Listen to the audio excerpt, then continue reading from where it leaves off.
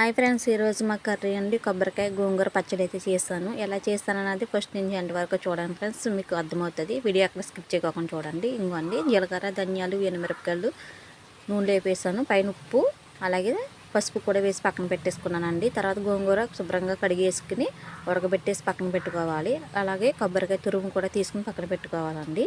అన్నీ రెడీ పెట్టుకున్న తర్వాత ఉండి మిక్సీ జార్లో జీలకర్ర, ధనియాలు, ఎండుమిరపకాయలు వేపుకున్నాం కదా, తగినంత పసుపు, ఉప్పు కూడా వేసి మిక్సీ పట్టేసుకోవాలి. మిక్సీ పట్టిన తర్వాత ఉండి గోంగూర అయితే వేసి మరొకసారి మిక్సీ పట్టుకోవాలి.